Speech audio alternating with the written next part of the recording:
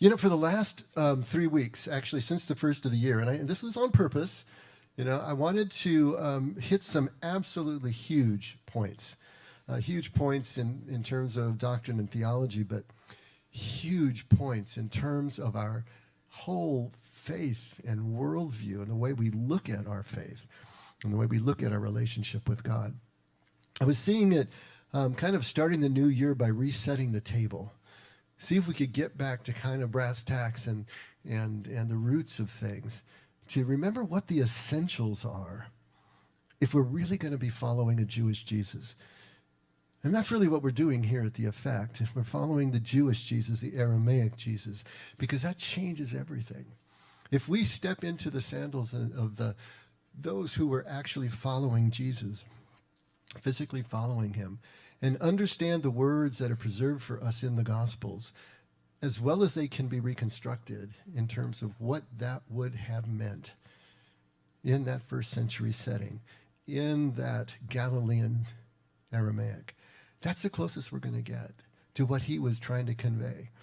And so once we do that, and once we start to understand what some of the big words actually mean, it fundamentally changes our framework. It changes the way we look at everything. And it changes the nature of our relationship with God, because now it's pointed exactly where Jesus was trying to point it. Not adulterated by, 2,000 years, or at least 1,700 years of Western philosophy and Western law. So if we're going to have any chance to meet the Jewish Jesus, we're fully going to need to embrace his gospel.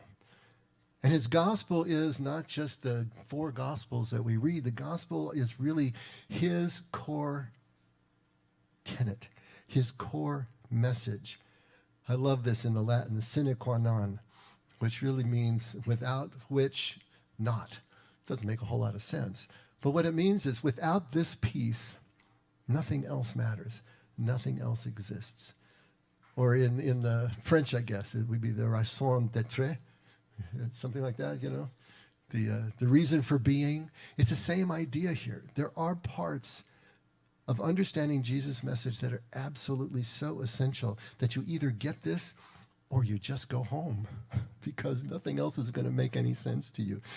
And I really can't hit this hard enough. And so I wanted to come back and kind of summarize what we've been talking about for the last 3 weeks and see if we can put it into an even tighter form, because there's no way to hit this hard enough just to understand that we can't hit it hard enough. There is so much here that has to be gotten through and understood. And the myth is that we're going to be able to get this, quote unquote, to get it maybe the way we get algebra or something like that.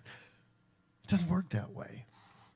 But if we can start to get at least an intellectual framework, the truth of the matter sits down in the unconscious. The real truth of the matter sits in our spirit, not directly accessible by our thoughts and our intellect. But we can start there. If we can start to change the actual definitions of some of these phrases and words and see how it changes the view, the basic reality, the basic relationship that we have with God, that can then filter down. We can steepen that, because that's the only way it's going to really take hold in us, is over time. And as we finally get the courage to act out what it is that we say we believe intellectually, and live it. And when we do, then we start to get a sense. So what is Jesus' greatest and most essential central tenet? I mean, obviously, we're going to say love, right? Because that's what he keeps coming back to over again and over and over again. Love is the sine qua non. Love is the peace without which nothing else matters. Nothing else even exists. Paul echoes this. Remember what Paul said in 1 Corinthians 13? If I speak in the tongues of men or of angels, but do not have love, I am only a resounding gong or a clanging cymbal. If I have the gift of prophecy and can fathom all mysteries and all knowledge, and if I have a faith that can move mountains, but I do not have love, I am nothing. If I give all I possess to the poor and give over my body to hardship that I may boast, but I do not have love, I gain nothing. Paul is echoing what Jesus is saying over and over and over again when he focuses in on love, on this one thing. It's his greatest command when he was asked to love God and love neighbor as self. It's his final command at the Last Supper. I leave you this new command. Love one another as I have loved you. It's the definition for being a follower of Jesus. They will know you're my followers by the way that you love one another. It's that proof of followership. It's everything. And we have so twisted the understanding of what it means to follow Jesus. We have so twisted the understanding of salvation itself that we think it has to do with some kind of theological or doctrinal factoid that we need to understand and believe in an orthodox way in order to be approved by God. But Jesus is telling us something completely different. And so we do all the studying, and I've done all the studying, and I'm pouring this out to you. But when it comes right down to it, love is really more like an honorary degree.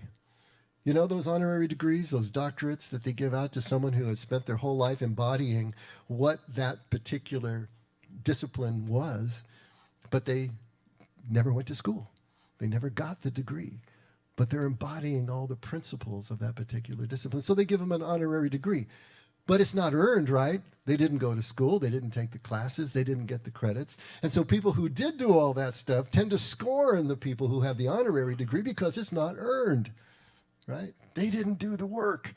They didn't go through everything that I had to do. But what is really happening here is that everything that we could possibly earn on this planet, if it doesn't get us to the point of love, and especially the love that Jesus is talking about, which is degreeless and indiscriminate, then all that other stuff is meaningless. Doesn't mean a thing. It don't mean a thing if you ain't got that swing. Had to say it. But this idea of love for us, especially in the West, is kind of an ambiguous word. The way we're going to define it right now is not about a feeling, and it's not about an emotion. It's not about a mode of behavior. It is actual oneness, and we talked about this last week a lot. It's about oneness. It's about unity. It's about complete identification with the other. It's about being so connected that you don't kind of know where you end and the other begins. There is that complete sense that everything is one thing. I guess a complete integration, a complete connection would be as close as we can get. And this is why for Jesus, loving the enemy is such a big deal. Why he holds it up as the highest form of love. Because when we are loving the enemy, we are moving past mere tribalism. We're moving past just those that we have affection for already, or that fill in all the blanks for us as family or team members or whatever it happens to be. And we are moving into being able to see how love applies equally to those that we don't have any feelings of affection for. And so this is how we move into this oneness and see that everything is one. And this is why it's so central to Jesus' teaching, because he's trying to show us how everything is one. He and the Father are one. We can be one with him, which makes us one with the Father. We are one with each other. All of the political lines that we draw and all the tribes that we adhere to, in the final analysis, don't mean anything. Those lines just dissolve and disappear in the oneness that we have with everyone. And so to experience that oneness, to experience the kind of falling away of everything that we can conceive of in our mind that separates us, and see that underlying oneness is the love that we're talking about. But then the way it's expressed, we said last week, is in grace. Grace is a byproduct of love. Grace is that degreeless and indiscriminate quality of oneness. If everything is one, then there is no degree to that oneness. There is no degree to that love. And eventually there will be no degree to the way we see and treat each other, because we are all in that oneness, in that connection. So grace is the quality of oneness, degreeless, indiscriminate. Jesus is talking about this all the time when he says that no matter what time you come to the job, everybody gets paid the same. Outrageous, right? But that's love. perfect love that he's talking about is outrageous. It's not just. And everything falls on the unjust and the just alike, the sun and the rain, on the righteous and the unrighteous. It's indiscriminate. It just is what it is. It is that oneness. And there's nothing you can do to dismantle that. There's nothing you can do to attenuate that. Nothing you can do to compartmentalize. And so if we don't experience that oneness at the beginning, then love is not going to compute. It's not going to make any sense to us. You know what? Love isn't even going to seem virtuous to us because it's not fair. Until we've experienced oneness, then the meritocracy is really what we're all about. It's earning our way. Did you earn the right to be my friend? Did you earn the right to have my love? Did you earn the right for my forgiveness? All those are expressions of a tribal look at the life and society, love itself. But when we experience the oneness, all of that starts to take a back seat. It's not that we don't recognize our tribe and our families, but we realize that others are also one with us. And if we never experience that oneness, then we're never going to have a value to love, not in the radical way that Jesus is expressing it. And of course, we're never going to realize grace. Not in ourselves, flowing out to others, and we're never going to understand that it actually flows to us in the same way. We talked about the fact that there is one main wall that keeps us from this experience of oneness, from this experience of love and eventually grace, and that is the reward and punishment paradigm itself. That's the hardest thing in the world for us to overcome because it is so deeply ingrained in everything that we know from earliest childhood.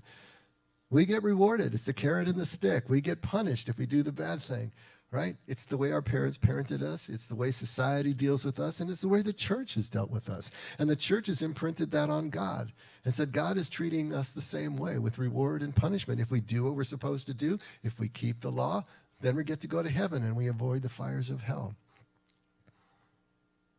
But if we are living in a meritocracy, self-imposed inside ourselves, if we really believe that ultimate reality is based on our performance, then we're on that hamster wheel and we will never, ever be able to know when we are really loved and accepted, when we're good enough, when we're worthy.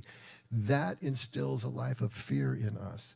And fear is the genesis of all the dysfunctional behavior, the unloving behavior that we see in our lives.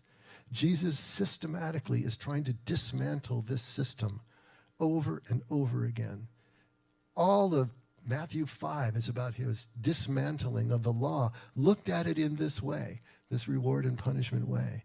And then chapter 6, he's dismantling righteousness in the reward and punishment way that the Jews of his time had established it. And all of his stories are trying to do exactly the same. It's not about reward and punishment. Once you are one, everything changes. We are already approved. We are already loved. The only thing that's keeping us from that is our own heads telling us that we have to earn. Paul is always trying to tear that down. Same idea. Any sign of meritocracy in our thinking destroys this idea of degreeless love. If there's any degree of merit that we need to express in order to gain God's love or God's approval, then God's love is no longer unconditional. It's no longer degreeless, and it's no longer indiscriminate. And if it is no longer degreeless, then we can never trust it. How could we possibly? How can we ever trust that we are good enough? Or anyone else for that matter? That's where the judging comes in, right? Staying with the reward and punishment paradigm keeps us more firmly situated in separation. And we define separation as sin. Sin is separation. So the more we're in reward and punishment, the more we view the world that way, the more we are in sin because we're still seeing ourselves as separated from, in competition with, and outside the oneness that is God. God is the oneness, and we stand outside of that in our minds, and that's about the best definition of hell that you'll ever get, is standing outside the oneness of God. But this is just the tip of the iceberg. Once you start to look at reward and punishment and look at oneness and love and grace, it opens the floodgates to a tsunami of questions that we have. And they all start with the same phrase. But what about, right? And the ellipse. What about this? What about that? Now, we worked on a few of those over these last few weeks, actually. One of them was the propitiation versus expiation. You know, that the cross and Jesus' crucifixion is described as propitiation in Hebrews and Romans. But when you look at the actual word in both Aramaic and Greek, it means both propitiation and expiation at the same time. Which one was chosen? Why? Well, we said if you're a hammer, then the whole world looks like a nail, right? Propitiation is appeasing someone's anger. In this case, appeasing God's anger. Trying to change the mind of the angry person and restore favor. That's propitiation. That makes a statement about God's nature, that God is not merciful, is inflexible, is not able to show mercy unless some outside agency, like the crucifixion, works its magic, and then God can release what has been withheld. Expiation, on the other hand, is atonement. It is the extinguishment of guilt. That is speaking to our nature and our need to become one with again. At one-ment, right? Atonement. Which do you choose? Which really describes what's going on at the crucifixion?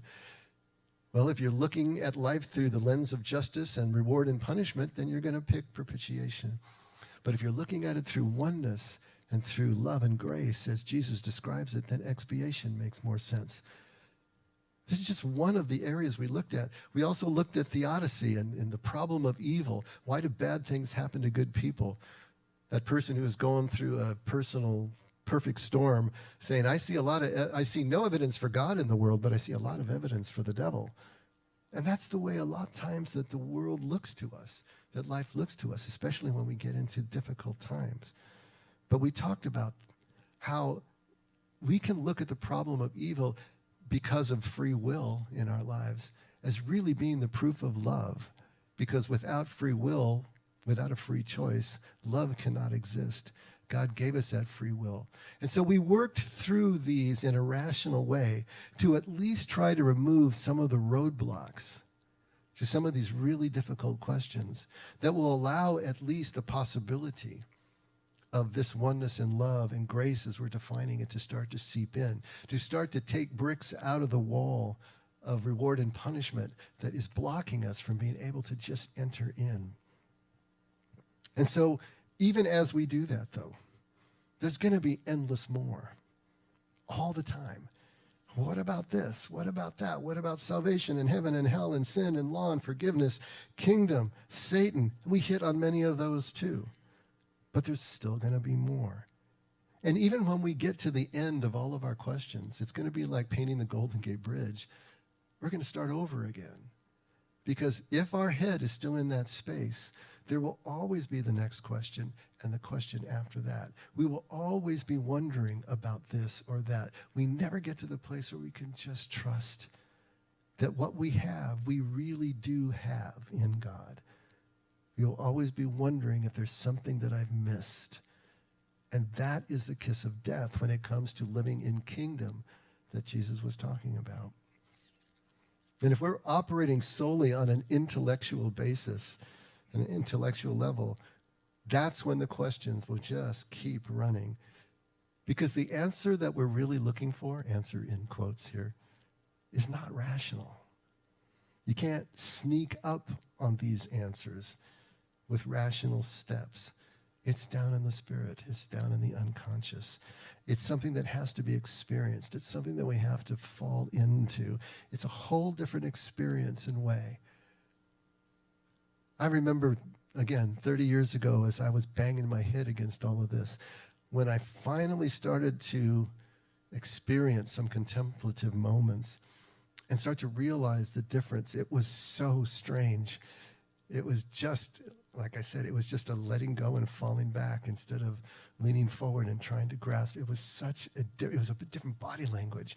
It was a whole different attitude and posture. Everything changed as I was realizing what needed to happen if I was ever going to be able to relax in my faith.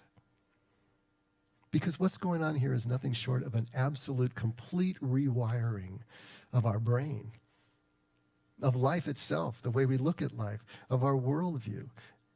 And this rewiring is going to touch every single moment, every encounter, every object we encounter in our lives. It's going to touch every one of those. It just seeps through like water into everything. And imagine how hard this is to do. Imagine how it can't happen all at once. You can start to see that. We're always going to be taking 2 steps forward and a step back. There's always going to be that oscillation at the beginning of things because it's so pervasive to think the way that we do and trying to make the change that Jesus is asking us to change. I remember at the time, and I've told you this metaphor before, of the little kid at the beach with his mom in the dry sand and then runs out into the surf when the waves go back and feels all emboldened and free and big, right? Until the wave starts coming back in and then runs back to mom again. But Jesus gives us another picture of this that really illustrates it. And we all know the story. But let's take a look at Matthew 14, starting at verse 25. And what's happened here? What's the setup to the little pericope, the little story we're going to read here? Well, Jesus just found out that his cousin John was executed. His head was cut off and put on the silver platter. And so he goes off into the mountains to pray. And you can imagine his grief and what he's going through at that moment.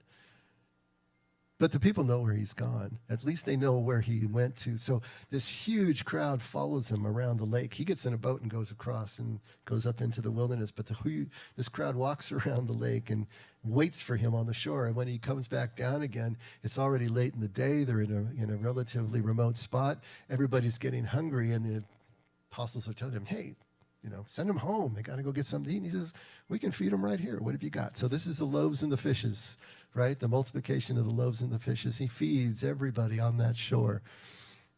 And then he says he's going to go back into the mountains to pray again. He needs to just regroup. And he tells his follower, his closest friends, to get in the boat that he had rowed over and go back, and he'll meet them later. And this is where the story picks up. And in the 4th watch of the night, he came to them. So they're in the boat. 4th watch. There are 4 watches during the night. They go from 6 to 6. So 6 at sundown, 6 p.m. at sundown, 6 a.m. on sunrise. And then there are 4 3-hour watches. So from 6 to 9 and 9 to 12 is watch 1 and 2. From 12 to 3 is watch 3. And from 3 to 6 is the 4th watch. So this is somewhere between 3 and 6 a.m. in the morning. It's pitch black. The storm is on the lake, and they're fearing for their lives. But they're fighting against the wind and the currents, and they can't get the boat across. And in the 4th watch of the night, he came to them walking on the sea. When the disciples saw him walking on the sea, they were terrified, and they said, it's a ghost. And they cried out in fear. But immediately Jesus spoke to them, saying, take courage, it is I. Do not be afraid. And Peter said to him, Lord, if it is you, command me to come to you on the water. That's so Peter, isn't he? He's always just jumping into things, impetuous. And Jesus said, come. And Peter got out of the boat and walked on the water and came toward Jesus. But seeing the wind, he became frightened, and beginning to sink, he cried out, Lord, save me. Immediately Jesus stretched out his hand and took hold of him and said to him, you have little faith. Why did you doubt? We all know this story, right? But I want you to think of it in terms of what we're just talking about. Metaphorically, what does it mean to get out of the boat? To get out of the boat and walk on the water. It is to get out of your whole mindset, get out of everything that you know, get out of the way that the world works. Get out of the notion of gravity. Get out of the notion of surface tension on the water. Just get out of all of that and just step on the water. Do you see what that means? That boat is everything that we know and everything that we've ever experienced as human beings. And we're getting out of that boat into absolute unknown, into absolute mystery and miracle. And Jesus is beckoning us to follow. And he does. For a few steps, he's going. And then he starts thinking again. And he starts to sink.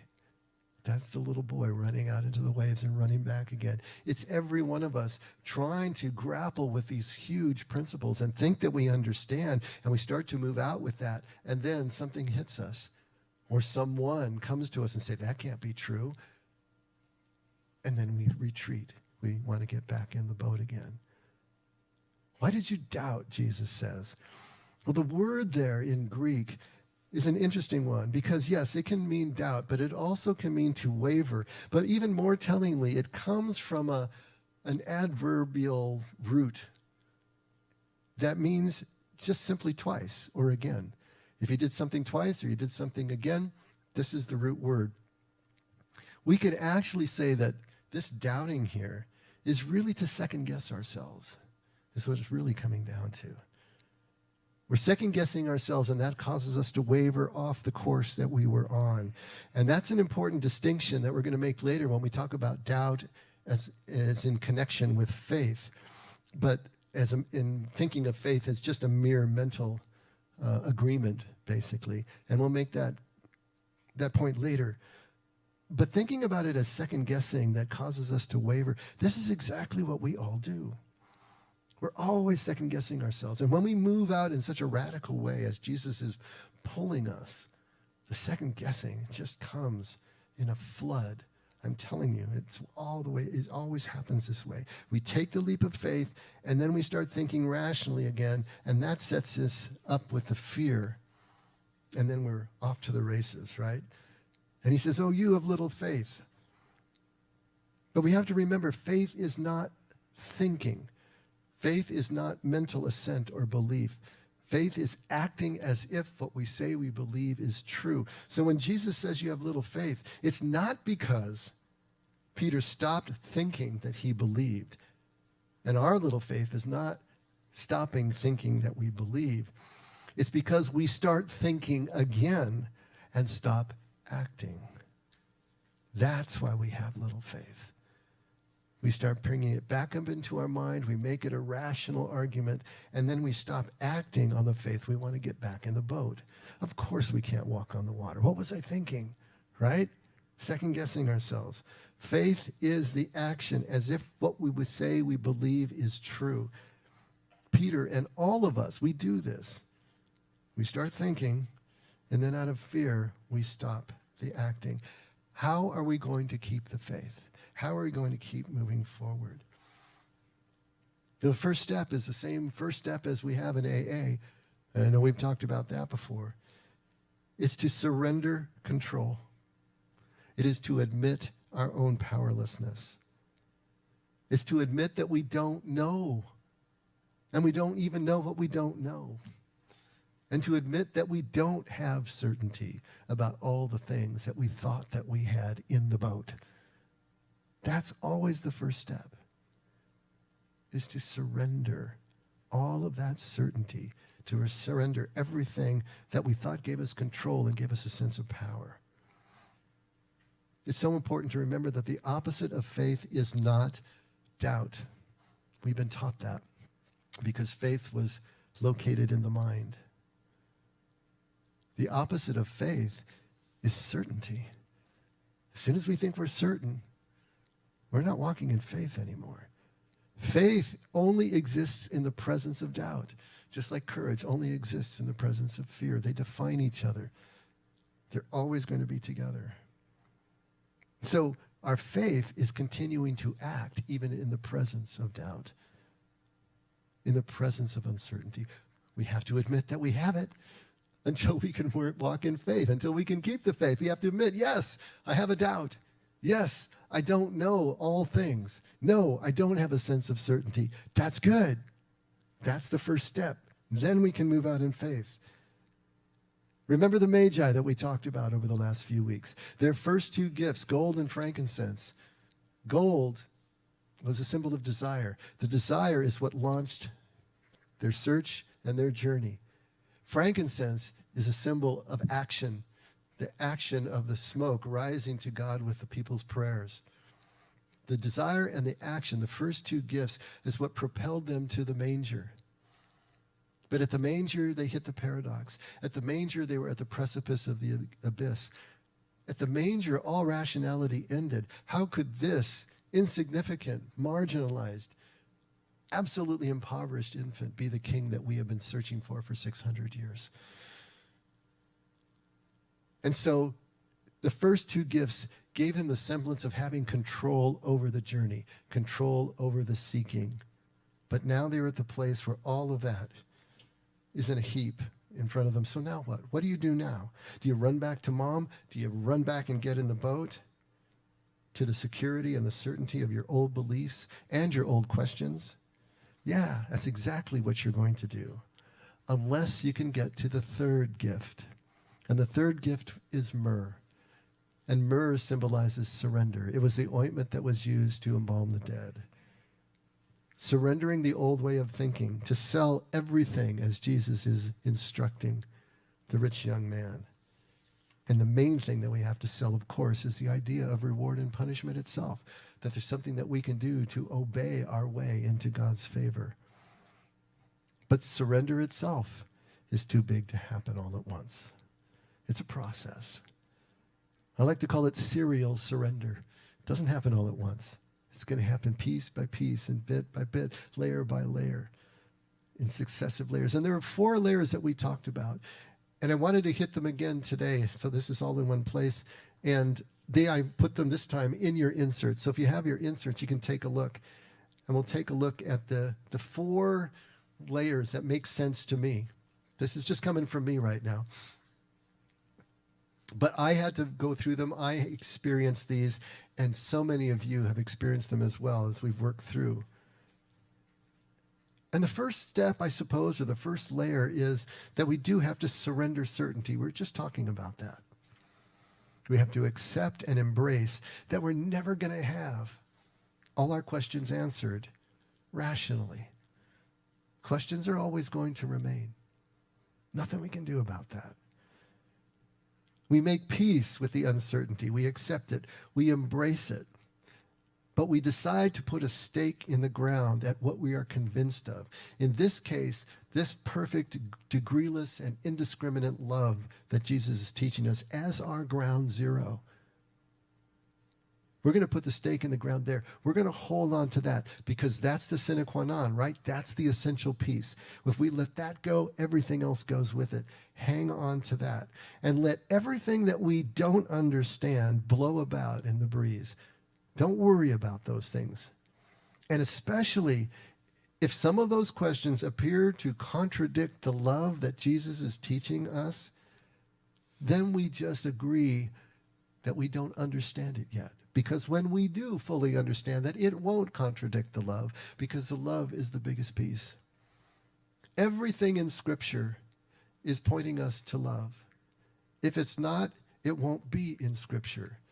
If we believe that Scripture is actually inspired by God, then everything is consistently pointing to the love that is the key to everything, the oneness underneath that love, the grace that flows from it. Nothing is going to contradict that. I grant you, so much of the Bible seems to contradict that. But when we accept and surrender our certainty, we let that be. Don't try to resolve everything. We're not going to be able to resolve everything. Just know that nothing is going to contradict that. Put it on the shelf. Come back to it. Gather more information. Do your due diligence and whatever you need to do.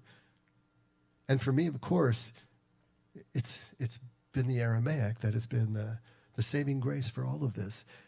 Every time I took those difficult questions, those difficult passages, and put them back into the original Aramaic in that context, they immediately transformed to point right back to perfect love.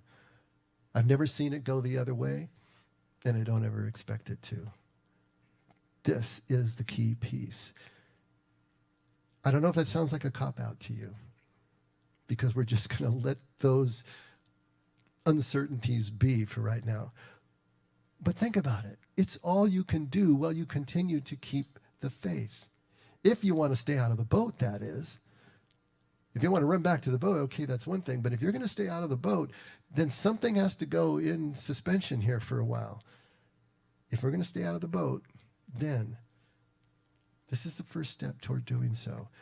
Can you get yourself comfortable enough to just embrace that uncertainty, to embrace the fact that the questions won't be answered right now? That gets you on the first step. Takes you to the next one. We need to embrace doubt. Kind of the flip side, right, of surrendering our certainty is to embrace doubt. As we just said, doubt is absolutely necessary.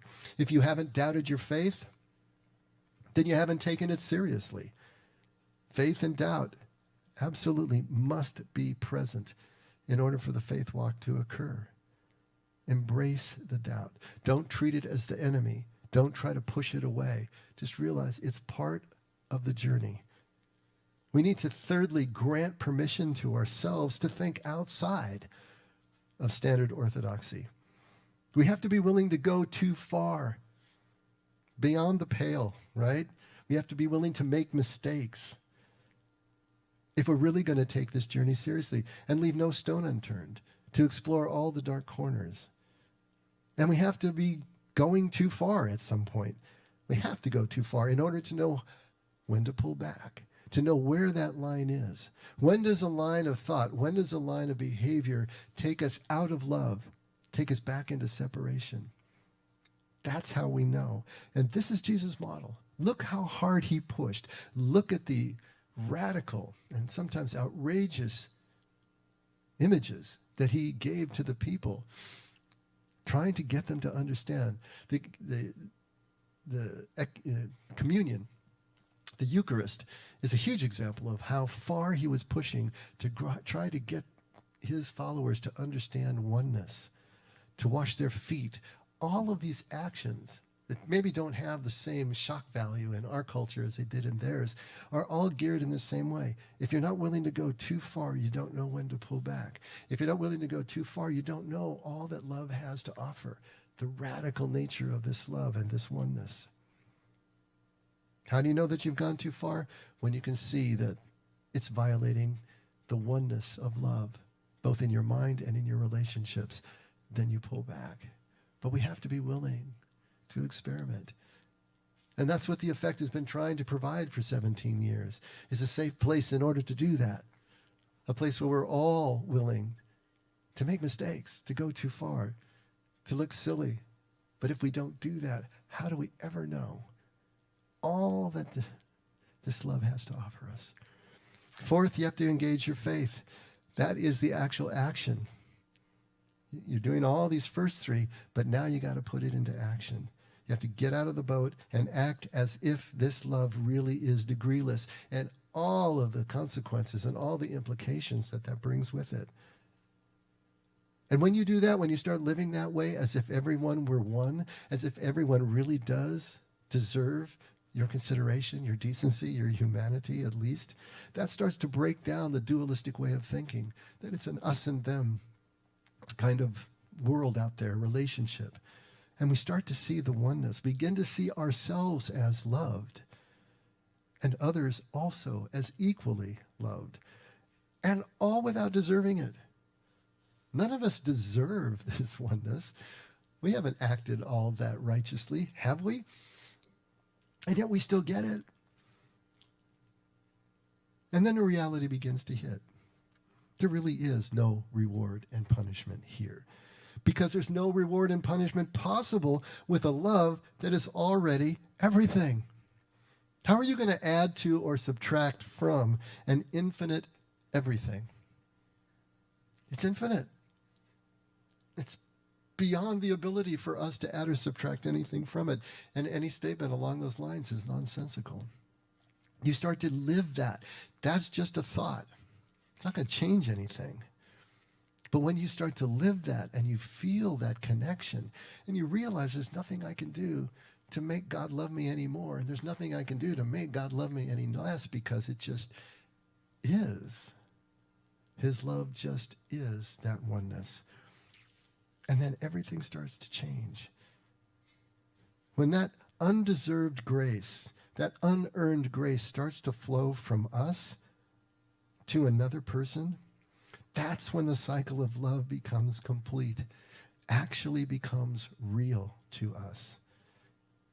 When we have that experience by loving the enemy, right? The one who doesn't deserve our consideration. That's how we know that we are actually loved. And so keeping the faith, defined as this process of serial surrender, is going to bring us into the experience of oneness with everyone and everything in our universe, in our world. That is actually God's love. And it is consummated when we express grace ourselves as that degreeless and indiscriminate favor towards someone who doesn't deserve it. No meritocracy, no reward, no punishment. They're just there in our path. Therefore, they get what we radiate if we are radiating grace. And what this all really starts to come down to is beginning to love mystery. Oneness within the mystery. Because that is what leads us to start to actually begin to trust mystery. We got to love it, be intrigued by it, want it. Not want to wish it away, but actually love it. How many of you love to read mystery novels? Whodunits? How many of you love mystery films? You're like, yeah, see? Why? Why do you love a mystery? You know, it's just pointing out what you don't know, right? Why do you like to be put into a position where you don't know something that is vitally important to the plot of that book or that film? Why do you enjoy it so much? Now, there's something about being placed in a situation like that that is intriguing to us. What we don't know actually makes us feel more alive than the things that we do know. The things that we do know, after a while, man, they just fade into the background. They're just set pieces on the shelf. But the things that we don't know, man, those can keep us awake at night, right? It's things that we don't know that keep pulling us forward. And when you are reading that novel or you're watching that movie, you are pulled along as long as you don't know what the ultimate mystery is, right? But the moment that it's revealed, spoiler alert, you don't really have to see that movie ever again. It's the not knowing that keeps us guessing and interested and alive. And yet knowing that we're safe. Hey, we're just reading a book here. We're just watching a movie. You know, I can get my heart pounding. I can be excited. I can be furiously turning pages, but I know that I'm safe in the back of my mind, and yet it intrigues me just enough. You know, it's that whole thrill ride metaphor that I love to use. Why do you like thrill rides? I think it's for the same reason, right? We like to be scared to death as long as we still know we're safe. That's the whole point of a thrill ride, isn't it? We want to be scared to death because it makes us feel alive. But we want to know we're safe. We want to know that OSHA did its job. The engineers did their job. The stress tests were all made. You know, you're on that roller coaster and you're having a scary, great time, and then you look out and see in the next turn there's a section of track missing. What does that do to your experience of that ride? See, now the good scared becomes just abject terror because you're not safe anymore.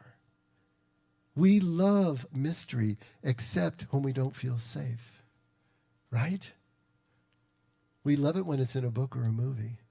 But when it's in real life, it's too scary for us. We don't know that we're safe. We don't know that we can survive it. We have to know we can survive it. How are we going to know we can survive it? We won't in our minds. We never will in our minds. We'll never get there. But in the experience of the actual presence of God, in the oneness of everything around us, when we finally let our minds just quiet down, that's when we can know that we're actually safe. And so this ultimate mystery that we're looking at here actually is a person. The mystery that the Bible, the mystery that Jesus is trying to show us is a person. We can't understand that person. Love is a person. Oneness is a person. Truth is a person. It's all the same person. We're not going to know in terms of understanding that person, but we can know that person in terms of experiencing that person. And that's what Jesus is trying to get us to be able to do, to experience God. Not just think about God, not just obey God, but actually experience with nothing in between.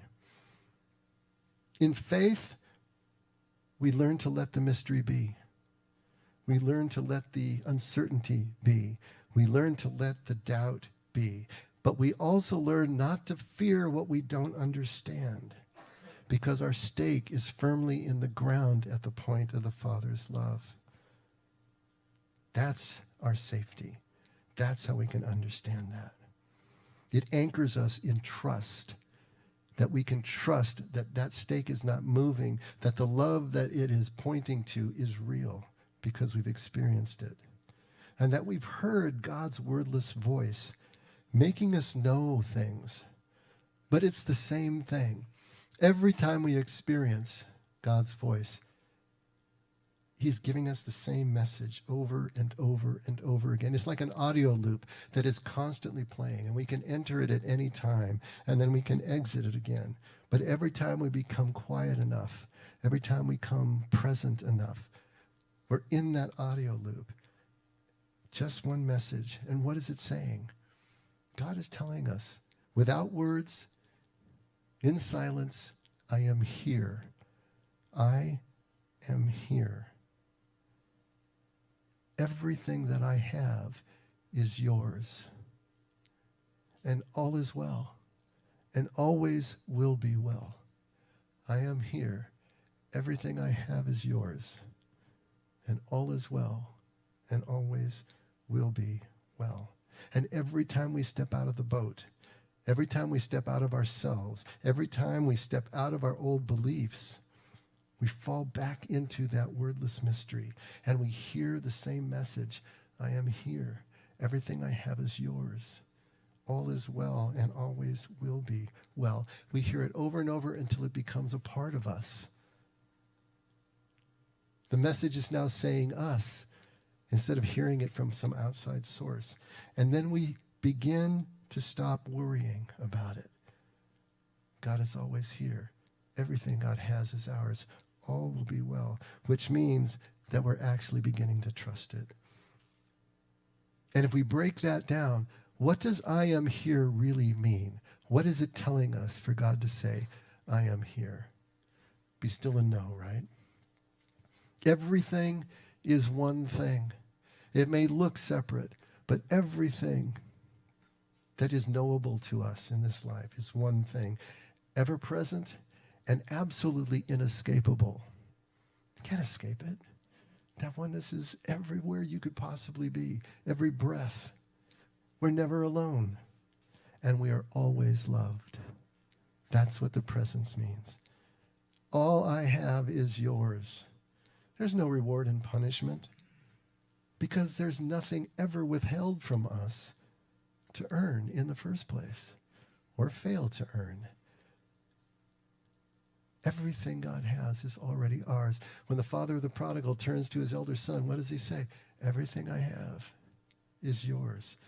There is nothing for us to earn. There's only things for us to unlearn. Those things that are keeping us from the recognition that we already possess. Everything that God has. And finally, that everything is well. All is well and always will be well. Heaven, whatever you think of heaven, really is the default position of all life. Everything that we see. Heaven is the default position.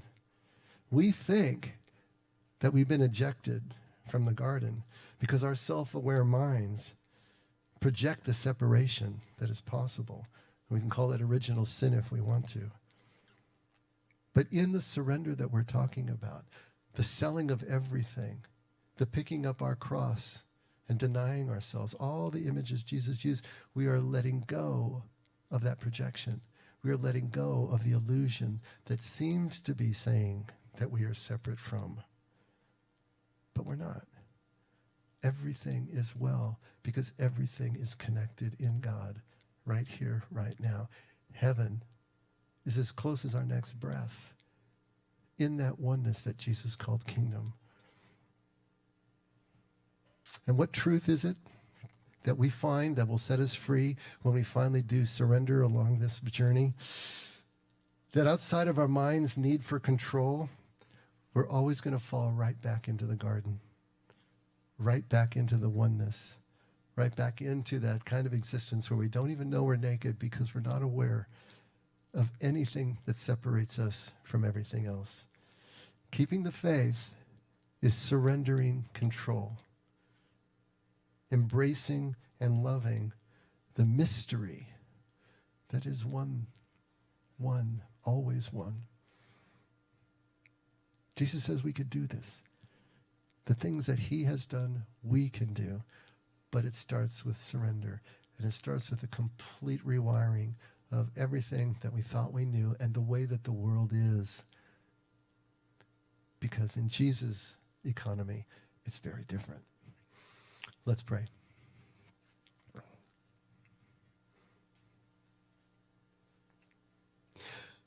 Once again, Father, these are the largest things that we can ever tackle as a human being.